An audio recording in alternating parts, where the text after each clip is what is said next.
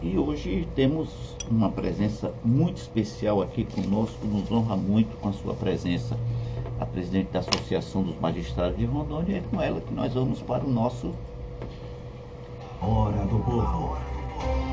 Entrevista.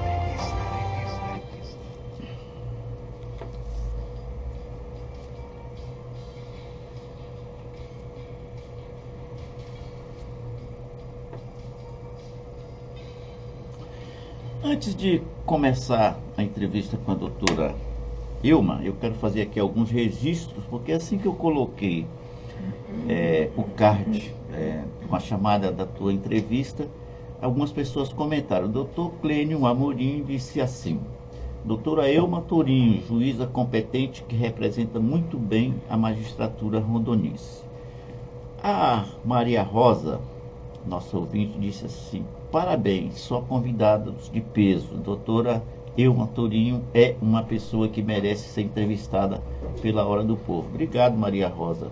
E a Raimunda Queiroz, deixa eu ver aqui o que diz a Raimunda sobre a entrevista com a doutora Ilma.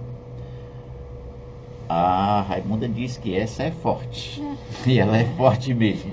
Obrigada, Raimunda. Doutora, muito obrigado pela sua presença, muito honrado com a sua participação conosco aqui. Tenho certeza que essa alegria também é dos nossos ouvintes. A gente percebe isso quando publica aqui no WhatsApp um card, a reação das pessoas. Doutora, uma coisa que eu não poderia deixar de abrir essa nossa conversa é perguntando o seguinte: como é que uma juíza, qual é a sensação que ela tem quando ela está envolvida ali num caso, para resolver um caso de violência doméstica, desses bravos mesmo, que acontece quase todo dia, infelizmente, aqui e alhures pelo Brasil afora? Eu poderia, inclusive, colocar na mesma proporção, não só a violência doméstica, mas como a violência sexual, e aí eu incluiria a minha área, que é a infância. Eu cuido do sistema protetivo, portanto eu julgo casos de estupro contra bebê. E eu julgo há 23 anos quase, em abril eu faço 23 anos de carreira. É muito importante que você, na posição de um julgador, julgue primeiro baseado apenas nos fatos. O judiciário, ele não deve consertar um trabalho que não tenha sido feito a contento anteriormente, seja de que área for. Por exemplo, uma investigação que não tenha avançado de maneira o mais detalhista possível, para falar num sentido, numa linguagem bem mais simples.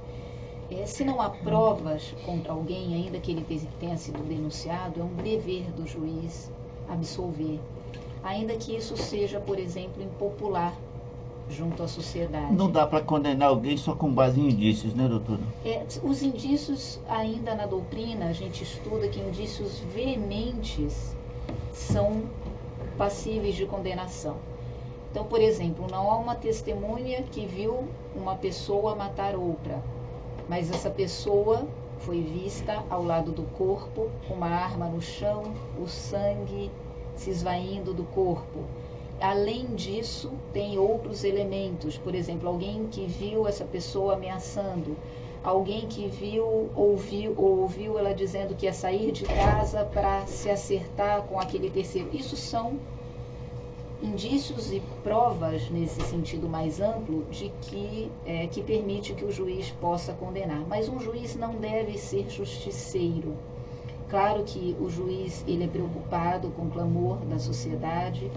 O juiz é e deve ser atento àquilo que a sociedade necessita, mas um juiz não deve fazer justiça com o que ele acha que é o ideal. Nós fazemos o nosso trabalho muito bem feito quando nós damos as decisões baseadas nos fatos que têm comprovação no processo. Isso é o primeiro ponto, respondendo a sua pergunta, Carlos. O segundo ponto nós não devemos ser mais severos ou mais benevolentes do que a medida exata. Então, alguém que pense que vai entrar na magistratura para corrigir o mundo porque o seu critério de valor é o que ela acha ou ele acha que é o melhor e o mais justo, não será, na minha opinião, um bom juiz. Um juiz deve dar, portanto, a pena exata na medida daquela proporção. Tem pessoas que falam assim, olha, o estupro não deveria ter pena, por exemplo, de 8 anos, mas foi o que o legislador escolheu. As leis não são feitas pelos juízes, as leis são cumpridas pelo juiz. Tem países que têm penas mais severas, tem países que têm pena de morte, o nosso sistema legal não permitiu isso. Então, se, por exemplo, é um crime em que a pessoa não tenha maus antecedentes, seja primário, o fato se enquadra naquela capitulação que já é grave por si só. Eu não posso, entre 8 e 20, por exemplo, só porque eu quero, naquele caso, ser mais severa, dar 17, 18 ou a pena máxima. Então, o juiz caminha bem quando ele dá uma pena justa, na medida exata. O que não impede que um juiz tenha compaixão. Nós podemos ser firmes, e acho que tenho isso como característica. É muito comum eu ouvir as pessoas falando, doutora Ilma é bastante firme, mas eu nunca fui injusta, ou eu nunca destratei alguém, nunca humilhei alguém, nem poderia fazer isso durante uma audiência. Então, firmeza caminha bem com compaixão. Justiça caminha bem com essa pena na medida exata. Ainda que eu, e aí respondendo a sua indagação inicial, como é que julga, né? Nós julgamos sem perder a sensibilidade. Eu não sou uma juíza menos insensível hoje, depois de 23 anos, do que eu entrei. Ao contrário, quanto mais passa o tempo, mais a gente entende a alma humana, mais a gente entende o coração das pessoas, mas também eu me distancio a ponto de não chegar na minha casa e não conseguir almoçar e não conseguir olhar para os meus filhos sem chorar, por exemplo. Então, eu tenho que ter um distanciamento que me permita fazer o julgamento de uma forma equilibrada e chegar em casa e poder estar com a minha família, não bem, porque num dia que você julga um estupro contra um bebê, nós não somos robôs, né? Mas chegar lá e pelo menos conseguir almoçar e não ficar... Está com a tua consciência em paz, né? Não tenha dúvida disso. Absoluta. Doutora, já completando 23 anos de magistratura, e certamente quando a senhora escolheu a magistratura é porque já tinha alguma vertente aí dentro de si, né, que te caminhava para o direito. Essa questão da violência contra a mulher não é só uma questão de lei, de prisão mais, né? Como é o que passa, o que será que podemos fazer para chegarmos ao fim disso? Eu agradeço a sua pergunta, Carlos. De fato, eu não escolhi o direito à toa. Essa questão de justiça sempre teve muito íncita à minha pessoa. Minha mãe diz que eu pequenininha, eu olhava para as pessoas, quando tinha um comportamento que eu achava inadequado, eu falava, isso não é justo, isso com 5, 6 anos de idade. Então, o direito sempre esteve presente na minha vida, e eu acho que Deus me conduziu para a magistratura. Eu tinha algumas ideias iniciais que foram simplesmente saindo do meu caminho, e abri o concurso aqui. Eu queria muito voltar, minha formação acadêmica foi em São Paulo, e eu fui aprovada no meio de 8 candidatos, 8 aprovados, a única mulher também. É um concurso muito difícil. Normalmente o número de aprovados em relação aos inscritos é menos de 1%, tem concurso que é 0,5%, e eu fui a única mulher. Então isso me deu uma responsabilidade muito grande, não pelo gênero. Às vezes eu insisto muito nessa condição, porque hoje é um discurso que é popular, que alguns recorrem, desculpa o termo, mas porque querem lacrar nas redes sociais. E eu acho que a discussão ela não passa por uma questão de gênero pura e simples, mas sim de oportunidade. Quando eu fiz o concurso e fui aprovada, eu não fui aprovada porque eu sou mulher, eu fui aprovada porque eu passei nas provas. Mas isso me dá uma condição de uma visão diferente. Toda empresa, e aí vamos falar no sentido amplo, precisa de visões diferentes, precisa de visões com olhares e características e qualidades diferentes. Por isso que é tão interessante quando você dá essas oportunidades iguais e permite esse aspecto multidisciplinar, vamos chamar assim. Falando da violência doméstica, nós temos uma questão cultural, de povo latino até, não é só de povo brasileiro. Brasileiro, é. Então nós vemos muito comportamentos que reforçam o machismo e que não deveriam ocorrer. Eu acredito que são várias medidas que eu acho que poderiam ser praticadas dentro do país para ajudar nessa questão de não só de diminuição da violência doméstica, mas de mudança de parâmetros mesmo. Uma delas seria colocar a matéria dentro das escolas. Na grade curricular. Na grade curricular, para discutir violência de gênero. Porque não é algo que afete apenas a mulher. Isso afeta a família inteira, isso causa uma desestrutura familiar muito grande, isso afeta gerações. Então nós vemos comportamentos transgeracionais e não são hereditários, né? Para ficar bem claro, hereditário é aquilo que você passa por um aspecto genético para os seus descendentes. Transgeracionais, às vezes não há sequer contato de um neto com um avô, por exemplo, que faleceu, mas ele repete comportamentos que foram verificados nesse seu ancestral. Então isso é muito grave, isso deixa traumas, isso causa dor e sofrimento, e isso afeta a todos. Por isso que nós temos obrigação, enquanto sociedade, até maior do que o judiciário, de resolver essa questão, ou pelo menos minimizar a questão da violência doméstica. Só para reforçar aqui, antes de ir para o bloco comercial, essa colocação da doutora Elma, eu acho da maior relevância essa questão de debater esse assunto lá na grade curricular. Os professores, normalmente, quando a gente fala isso, eles dizem o seguinte: lá vem mais uma obrigação para a gente cumprir, não bastasse o extenso currículo que a gente tem que dar conta. Mas eu acho que é um sacrifício que vale a pena, porque as crianças são tão vítimas da violência quanto as mulheres, com consequências muito mais graves, porque isso vai passando de geração para geração, né, doutora? Então, acho que essa questão ser debatida na escola é um assunto de grande relevância. Doutora Elma, lá na diretoria da Associação dos Magistrados, também as mulheres são só duas? Só a senhora e a doutora Fabíola na diretoria? Não, tem mais doutora Kerley. A doutora Kerley. E a doutora Silvana. Lá tem uma paridade, né? Não é bem uma paridade, porque nós somos, na verdade, 12 e nós temos 4 mulheres. Mas as mulheres precisam ousar mais também. Às vezes nós demandamos, né, quanto a essa questão da oportunidade, e muitas, até por receio de serem criticadas ou de acharem que são muito ousadas, não se disponibilizam. E somada a questão de tempo pela dupla jornada, acabam não ficando tão disponíveis. Eu acho que o termo, para usar um termo bem popular, mas bem respeitoso, nós temos que meter a cara. Porque tempo ninguém tem. O tempo é uma questão de prioridade e nós fazemos aquilo que a gente se propõe com muita vontade. Então nós temos que ser mais ousadas mesmo.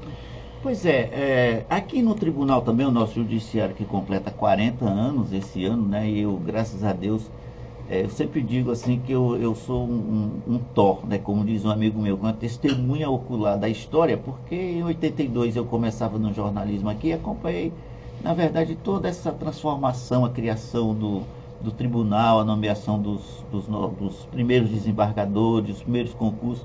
E o tribunal está fazendo 40 anos, né, esse ano, mas a gente não tem ali também um número significativo, ou pelo menos uma paridade entre juízes e juízas, né? Por exemplo, desembargadora, nós temos hoje só um dos... apenas a desembargadora Maria Alves, ela ainda aposentará do agora total em setembro. De quantos desembargadores? 21. De 21. Ficarão 21 homens. 21 homens. A aposentadoria dela, provavelmente. Então, mas por que será que, com 40 anos de existência, o tribunal ainda tem essa predominância de homens nos cargos? Nesse caso, eu preciso defender meu tribunal, porque como o concurso ele é feito por mérito, pelo critério de mérito, no passado, nós somos um estado distante dos grandes centros. Então, aqui, ou existiam pessoas do estado e nós não tínhamos, na época, cursos preparatórios para concurso, então o número de mulheres era muito baixo, e quem vinha de outro estado, naquela época, você é mais ou menos da minha idade, Carlos, Lembra, as viagens de avião eram caríssimas. Caríssimas. Só pessoas muito, realmente, eu vinha nas férias para cá, porque eu queria passar férias em Rondônia quando eu estudava. Eu tomava um ônibus em Presidente Prudente e demorava 48 horas para chegar. Normalmente as famílias não autorizavam as mulheres a vir. Aquela questão, né? Ah, não, a mulher é frágil, a mulher não pode. Então vinham homens fazer o concurso. Eles foram passando no início e foram chegando mais facilmente no tribunal pela questão da antiguidade, que é alternativa com merecimento, mas no merecimento você tem que estar no primeiro quinto para poder concorrer, senão você não pode sequer concorrer.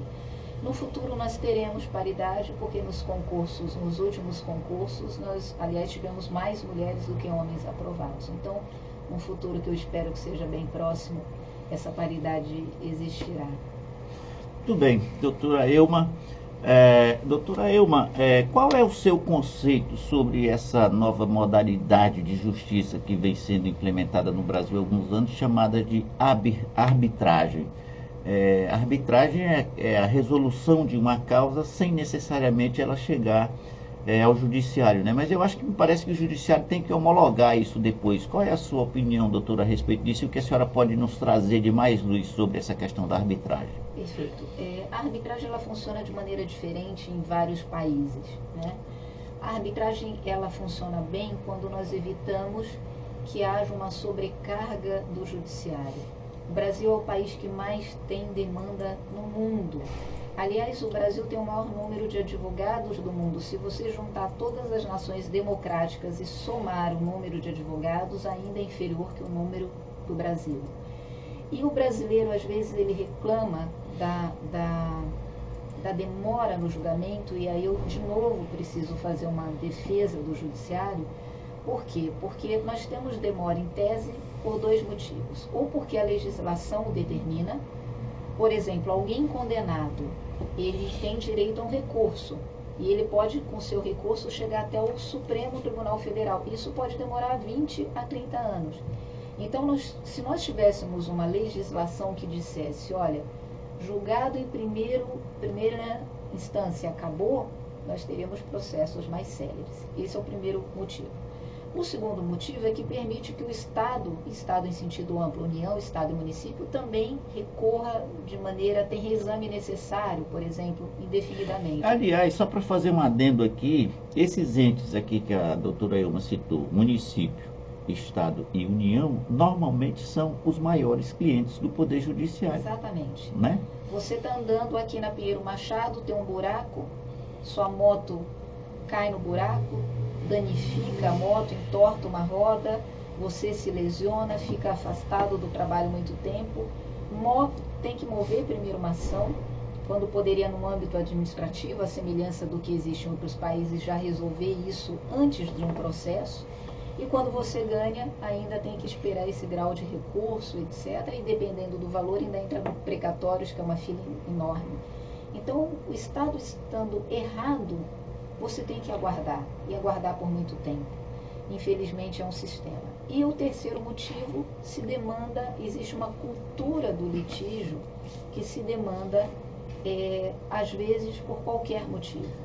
Né? Porque o senso de justiça, esse critério do que é justo, ele é um critério muito subjetivo para as pessoas. Às vezes não é para o juiz.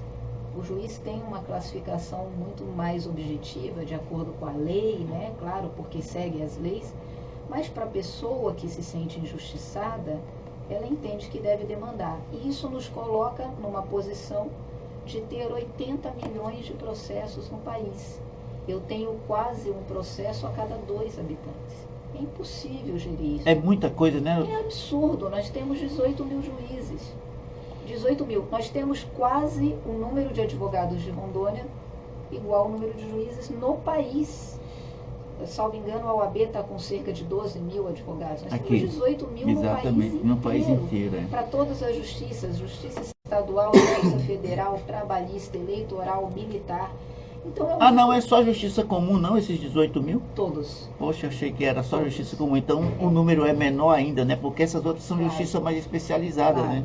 E assim, Aí eu preciso falar da Justiça Estadual por mérito da Justiça Estadual e não é por demérito das demais. Mas nós literalmente carregamos o piano. Por quê? Porque cerca de 70% a 80% de todas as ações no país está com a Justiça Estadual. Claro que às vezes o que aparece na mídia são as grandes operações que envolvem recursos, né, da União, como foi a Lava Jato, por exemplo, mas o dia a dia, aquilo que a população sofre na pele, sofre na veia, como a gente diz, é nosso. E nós também temos grandes operações, ações civis públicas, etc.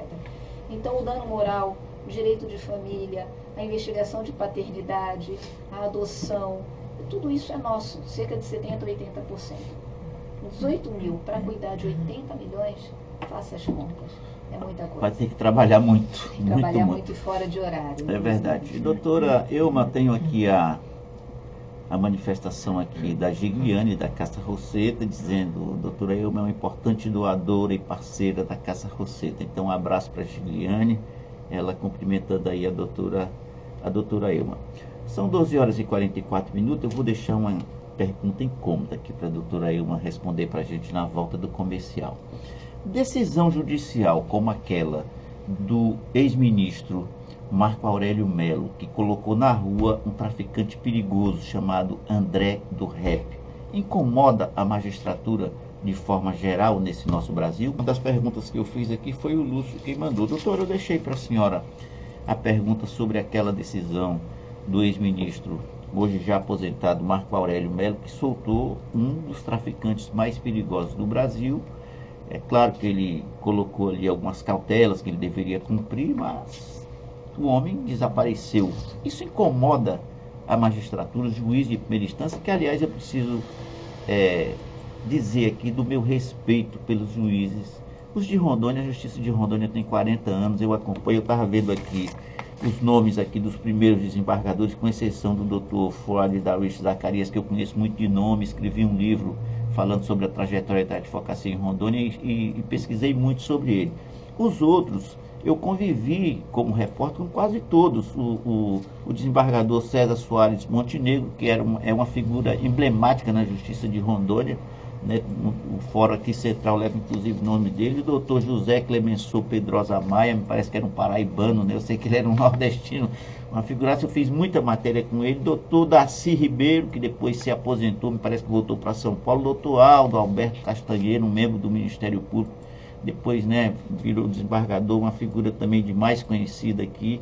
Doutor Hélio Fonseca, que foi inclusive chefe da Casa Civil, né, e se aposentou rápido. Doutor Dimas Ribeiro da Fonseca, que eu acho que a senhora conhece, é uma figura também emblemática, né? Exatamente. Ainda aposentou. Os 7 samurais, né, gente? Exatamente, são esses aqui os 7 samurais. Mas a primeira instância, a Justiça de Rondônia, dia após dia, dá demonstração de uma justiça célere e correta. Mas decisões como essas lá de cima, como é que recebe embaixo aqui a magistratura, doutor? E 30 segundos, primeiro para agradecer o Lúcio Albuquerque, figura histórica, né, no nosso estado. Verdade. Também um repórter que acompanhou toda a trajetória da construção do nosso estado e a quem eu tenho um profundo respeito e admiração. E a Giuliane, que eu queria aproveitar para mandar um abraço para a Giuse, até abrir aqui um aplicativo para te mostrar do Nota Legal. Toda vez que eu faço compras, eu faço também doação do percentual que cabe, né? Tem as entidades cadastradas e a família Roseta é minha escolhida, tá? É um aplicativo que você baixa para telefone, chama Nota Legal do município. Respondendo a sua pergunta, eu acho que a gente poderia fazer uma reflexão muito grande e também provocativa à OAB, porque nós temos os representantes aqui que representam, que participam junto à OAB Nacional, e temos os conselheiros federais, etc. Nós temos um sistema legal que permite a escolha de ministros com nomeação pelo presidente da República. E isso tem os requisitos na Constituição, notório saber jurídico, a experiência junto a um operador do direito, com uma idade mínima, etc. Mas não se abre mão da escolha política, que nós sabemos que às vezes não é uma escolha baseada em critérios meritórios, mas sim em critérios estritamente políticos. Eu acho que já passou da hora da gente ter um movimento nacional para que haja mais representantes de carreira. E isso não é um demérito a pessoas que vieram de outras carreiras. Eventualmente, um advogado geral da União, como foi agora inclusive o ministro nomeado, ou alguém que venha de uma outra carreira, não é alguém que é menor ou algo do gênero, mas nós precisamos ter na nossa corte maior alguém que viva o dia a dia do juiz. Quando eu tenho a aprovação de um juiz, primeiro, que passa no concurso, como eu disse no início, dificílimo, que se submete ao dia a dia, olhando nos olhos das pessoas, como eu estou fazendo agora com você, que sai daqui da capital, como foi o colega Lucas, que veio do Paraná, chegou aqui no aeroporto e a primeira comarca dele foi lá Costa Marques, que foi para o extremo do estado. E vive isso 2 décadas, 3 décadas, ele tem uma vivência, uma experiência muito maior para julgar. Nós poderíamos manter, inclusive, tem várias propostas, mas manter no Supremo a semelhança dos tribunais, 1/5 do Supremo de pessoas oriundas de outras classes que trazem... É chamado quinto constitucional, isso, né? Que aqui, por exemplo, aqui no Brasil, né? Entra um representante da OAB e um representante do Ministério Público para compor a justiça. Isso enriquece também a justiça, né? Não tenho dúvida disso. Os nossos 5 aqui representam muito bem. Hoje, inclusive, eu conversava com o desembargador Irã e disse a ele, e repito publicamente, quem me conhece sabe que eu não faço elogios gratuitos, que ele foi um dos melhores corregedores que nós tivemos e de fora. Ele não veio da carreira. Então, nisso não há nenhum demérito, mas nós precisávamos ter aquele juiz que sabe o que é o dia a dia, inclusive, da vida de um juiz criminal, né? Porque nós temos diferença de interpretações, por óbvio. Eu não posso responder pela magistratura nacional, porque senão estaria usurpando a função que hoje é muito bem exercida por Renata Gil, presidente da Associação Nacional. Mas eu posso te dizer que incomoda a mim também, como juíza criminal, inclusive, que sou, quando vejo uma situação dessa natureza. Agora, ela cabe recurso, né? Diante de uma soltura, tem mecanismo de recurso interposto por o próprio tribunal corrigiu isso, né? Só que já era tarde, né? Sim. Já era tarde. Eu penso, doutora, aliás, lá no tribunal, no Supremo Tribunal Federal hoje, tem só um magistrado de carreira, que é o ministro Luiz Fux. Tem a ministra Rosa Weber também. A ministra Rosa Weber. Da área trabalhista. Da área trabalhista. Acabam esquecendo dela, e eu, normal. Exatamente, Então, assim, da justiça comum, pelo que eu leio, pelo que eu acompanho, só o ministro Luiz Fux. E eu tive um sonho essa noite, que eu morava num país onde o sistema era parecido com o nosso, mas o presidente da República, ele só escolhia ministro para o Supremo dos membros da magistratura. Não sei por que eu sonhei isso. Eu passei a noite ontem, né, pensando, preparando aqui alguma coisa para falar com a senhora. À noite eu sonhei isso. E eu penso que seria justo no Brasil escolher, porque ali é uma função de juiz. Então por que eu vou nomear outra função, embora seja de carreira jurídica, né, para ser julgador? Acho que é desprezar essa experiência que a senhora falou de 20, né, de 15, 20 anos, de um magistrado que passa ali numa pequena cidade resolvendo problemas, olhando o dia a dia, né, a cara, o olho no olho das pessoas, e de repente... E todas as áreas, né? Porque, por exemplo, a sua primeira comarca, você julga tudo. Exatamente. Do eleitoral é família, eleitoral, né, administrativo, comercial, tem uma experiência fantástica, né? Que depois não é aproveitada. Não é aproveitada. É uma expertise, o ápice da carreira tem alguém que não passou por essa vivência. Essa vivência, essa experiência, elas são muito importantes. Porque no dia a dia é que você tem essa sensação do que funciona, do que não funciona. É como ter uma mãe com 10 filhos que vai cuidar de bebês, ou alguém que nunca cuidou. Claro que alguém que nunca cuidou vai cuidar pela primeira vez, vai ter a primeira vez e pode desenvolver um bom papel. Mas o mais natural é que alguém que já é versado naquela arte de cuidar, o faça de maneira melhor. Isso é um pleito da magistratura, que tenha mais juízes de carreira, que uma hora vai ganhar dimensão com a adesão popular, porque isso tem sido também uma demanda de muitas pessoas com quem eu converso, desde o mercado até a fila do cinema. Então esse meu sonho vai virar realidade, se Deus quiser. Deus te ouça. Doutora, vamos falar um pouquinho sobre o seu euro? Vamos. Olha só, a gente tem uma ideia, e o Lúcio inclusive conversou sobre isso comigo, de criar um museu aqui da memória do seu euro, mas aí seria também da memória do Alto Madeira, que é um jornal que teve influência fantástica aqui em Rondônia, né, desde 1917. O que a senhora acha disso? A senhora que já falou aqui no começo, né, da sua relação com o seu euro, que era o seu avô. É o seu avô, né? Meu avô querido, a quem eu sempre recorro em pensamento. E como a senhora parece com ele? Obrigada. Você falou de tantas pessoas da minha família, e tem o tio Eudes também, né, que é um médico que tem o mesmo coração. Figuraça. Assim, eu recorro muito ao meu avô, porque nos momentos mais aflitivos, eu acho que você deve se aconselhar com pessoas que são exemplos. O exemplo ético do meu avô é algo que não é possível nem mensurar. A Liz Maria, que é filha do Luiz Tourinho, é sua prima, né? Minha prima do meu pai, né? A gente chama popularmente de prima de segundo grau.